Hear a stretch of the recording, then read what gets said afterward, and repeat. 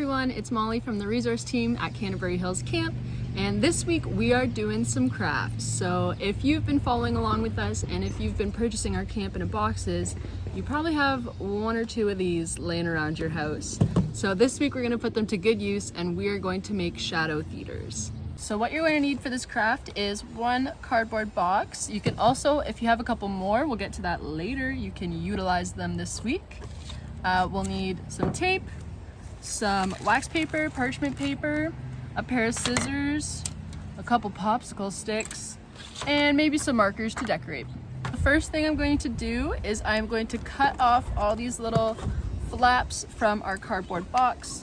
So just cut along the sides. Cardboard can be pretty tough, so it honestly starts to hurt your hands after a while.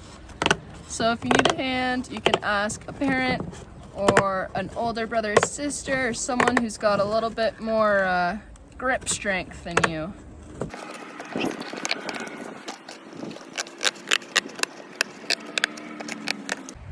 So now that we've cut all the flaps off of our box, we're going to put them aside and leave them for later. And we'll flip over our box and we need to get this tape off. So I'm just gonna try and peel it off. Comes off pretty easy. And we won't be seeing the back at all, so we don't need to worry about any leftover tape. And now I'm going to take my piece of parchment paper. If you've got a box and you've ordered one of these, you can cut it right in half, because one is good enough for one box. But if you've got multiple boxes at home, you could make an even bigger shadow theater. So just cut right down the middle.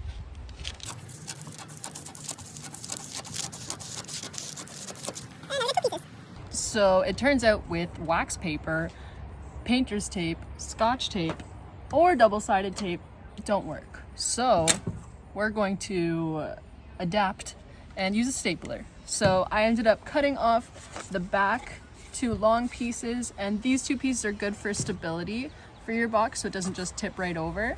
So we'll keep these on there, but all we're gonna do is sit it on top of our parchment paper and fold it over just far enough so that our stapler can slide over and staple it down. So when you're doing the second part, you want to make sure that your box is sitting up straight. It's not leaning over to one side. And we'll staple this down too.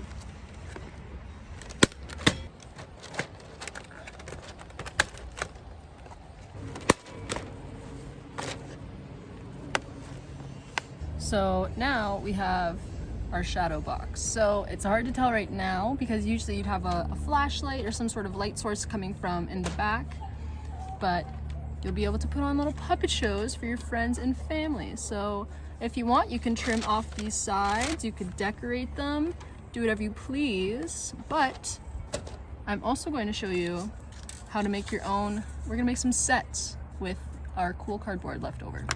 What we're gonna do is we're gonna take a long piece of cardboard and a shorter piece. I might just cut off just a little bit. And then a piece of tape. And I'll tape these two pieces together.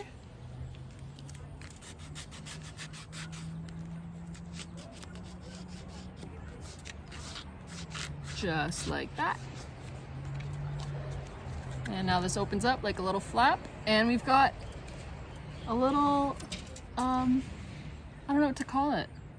It's a little, oh, make sure it stands up straight. And it's gonna be a set. I'm gonna decorate it. It'll look cool, I swear.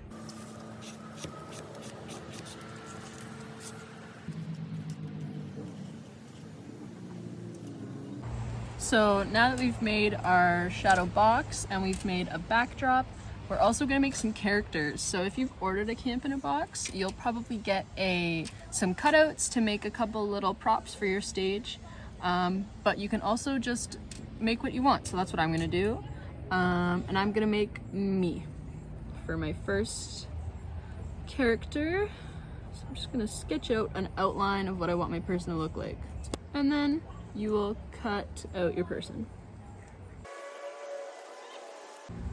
So now that we've got our little Molly cutout, I'm gonna take a popsicle stick and I'm gonna tape her on to it. So I'll probably put it over the leg because when we put it like this, when it's a shadow, it just kind of turns into one big blob. So if I put it off to the side, then it actually looks like I have two legs. So that's pretty accurate, I would say, to myself.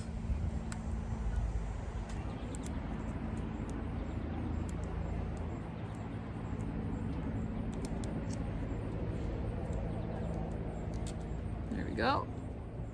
And just like that, we've got one of as many characters as you want.